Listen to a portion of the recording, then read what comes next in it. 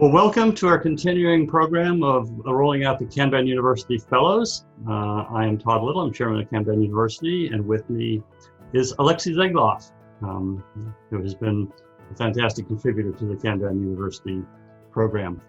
Alexei, can you tell us a bit about yourself, your background? All right, my background is complicated. I was born in Russia and lived about half of my life in North America, and the last 15 years of that in Canada. I currently live in Toronto. I started with Kanban more than a decade ago. I learned it, used it, started giving other people advice on it, coaching, then training, then creating a consulting business, and then a small consulting business, I should say. But then, and this part makes me really happy, I have many students and followers and peers in this Kanban movement that I can actually join forces with them and create, let's say, a new firm, which is something we did very recently in Canada. And together we can offer significantly better services and products to our clients than I could ever do alone. And I'm very happy that my Kanban journey took me all the way up to this point. Well, fantastic, yeah. So you said you've been at it for 10 years. What got you going? What got you started in looking into Kanban? In the late 2000s, I started picking something up from social media. There was this word Kanban, and I got the signal that this is something important to pay attention to. And in 2010, when David Anderson's so-called blue book, Kanban, Successful Evolutionary Change for Your Technology Business, came out, I decided to get a copy right away, start reading it, and start applying advice that I got from that book in practice, trying it out and learning that way, not just by reading. I connected right away to various leaders of the then emerging Kanban community. Some of them were true experts in this method. That helped me a lot. Soon enough, I started meeting these people at conferences, and so my learning accelerated even more. And that's what got me started and kept me going in those years. That's awesome. You've been at it for, like you said, 10 years or more. What have you, this is the 10th year anniversary of Kanban University. What have you seen evolve and change in both Kanban and the Kanban community over the past 10 years? Well, I've seen the Kanban community go through at least 3 distinct phases, and I would say it mirrors Geoffrey Moore product adoption model. So we went from the community of enthusiasts, relatively small, having all kinds of intellectual debates at usually past midnight at conferences, having debates using social media like Twitter, reading lots of books, looking into all kinds of theories of work, and figuring out how it would apply in our practice, and not necessarily having a lot of answers to our questions. So there was that. We went through the early adopter phase, and that's when some really important knowledge of the Kanban method and how people and companies actually apply it successfully or not began to emerge, and things that we now take for granted, like static, the systems thinking approach, to introducing Kanban was developed during that stage. It wasn't available in the early enthusiast era. We started seeing some standardization of training and development of curricula and some knowledge how to train Kanban effectively or not, and how to bring it to companies and people effectively or not. And then we entered the early majority phase. That's when a lot of answers become clearer. There are still some open questions, of course. Our answers are not only clearer, but more concise and more pointed to our target audiences. The decision makers, the people who can make a difference with our method for themselves, for their customers, for their business's bottom line, or for some greater societal good. And all these three phases, I could go on and on, felt really different. Like the pattern of interaction, the people you meet, how you meet with them, how you talk to them, how we all react to each other changed significantly. And we saw a whole lot of new people coming into the community. We sadly saw a few people leave it because they weren't quite fit for the new phase. They were better suited as enthusiasts and the early adopters of something else, and this is fine. A few of us stuck through the entire duration, so we can tell you how different it felt over the years. And I, of course, look forward to more years of it, and I'm ready for perhaps yet another change coming up as we enter the mainstream market for Kanban. Oh, that's great. And over that time, over those 10 years, you've made quite a few contributions to the community. Some of the areas in particular that I'm aware of is certainly in metrics. You've made some great contributions, also the fit for purpose framework, and also enterprise services planning. Do you have any particular interesting stories that you'd like to share on any of those topics?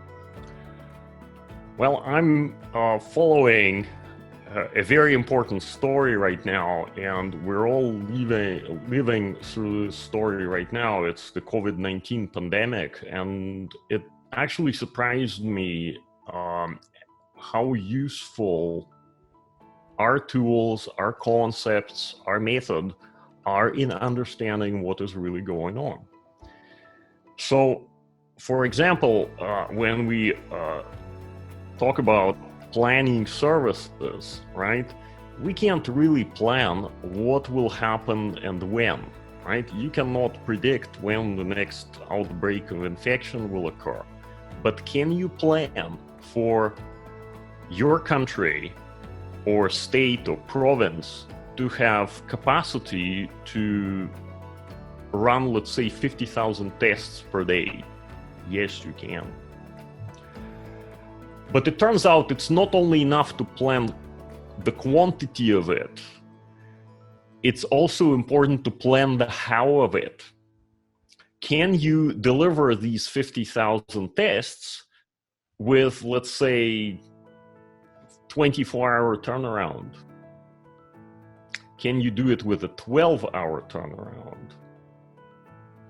And these are fitness criteria and thresholds, and they make a difference in, let's say, the ability to trace contacts effectively and be much more effective at fighting the infection than basically stating statistics after the fact. Now, the big story in the ongoing epic of COVID-19 is vaccination.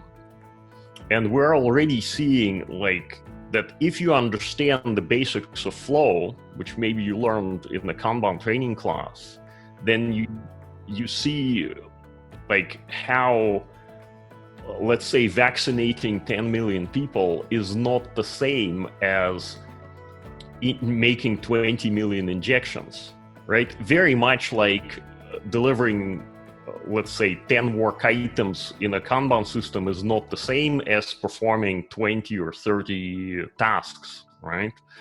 So you have to manage flow. And it turns out that some of the things we teach people how to do, such as how to measure time in process, how to create different kinds of charts with it, how to make a cumulative flow diagram, how to do a number of other things. These aren't really practices of our method as much as we like to value them as parts of our favorite method. These are essential management skills. And by teaching those skills, by seeing more and more people adopting them, that means they can just do all those things, those practices, almost in their sleep, while their attention is actually turned to the big problem at hand. We can make a difference. Oh, that's fantastic. It's a great perspective on things and what you brought and how to apply it in today's world of the COVID situation. So beyond COVID, how are you using Kanban now? What are some of the exciting things you're doing with Kanban? Well, I still continue to find some new things, some new ideas and some new knowledge.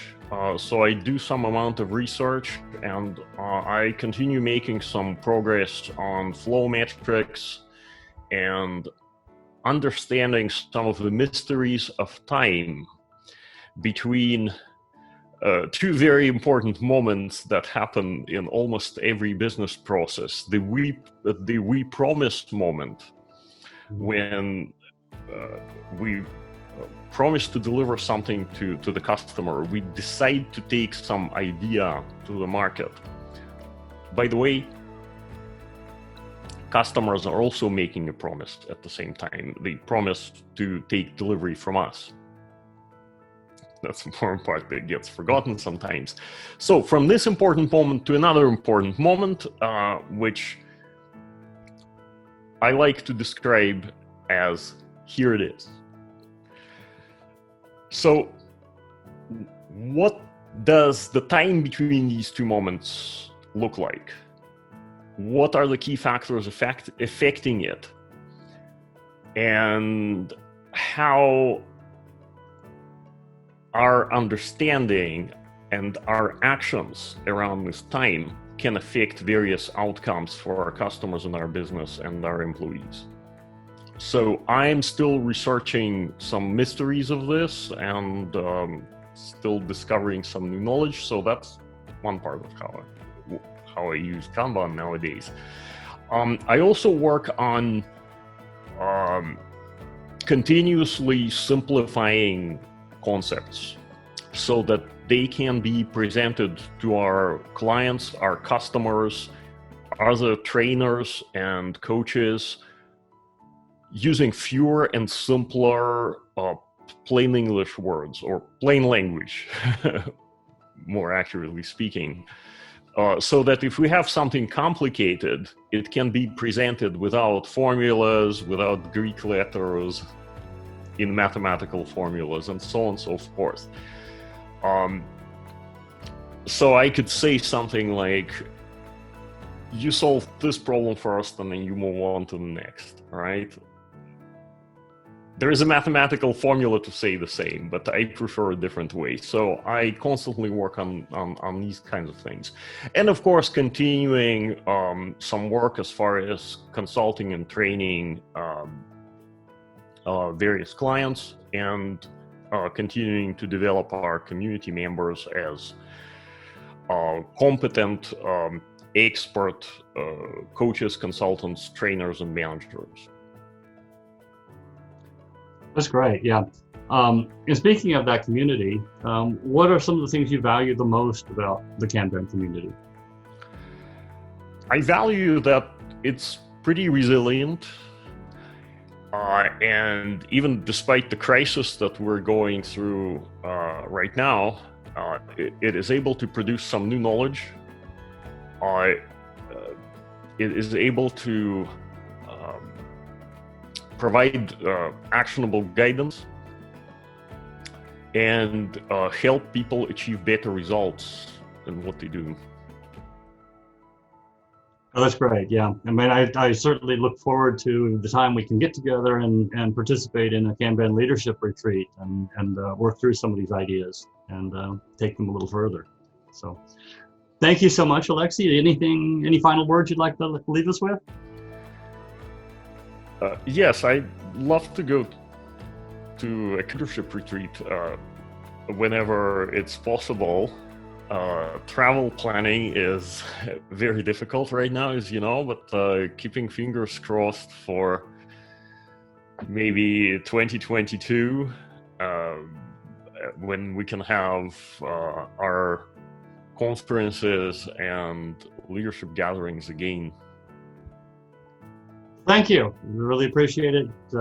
Great job you've done over the years. Thank you.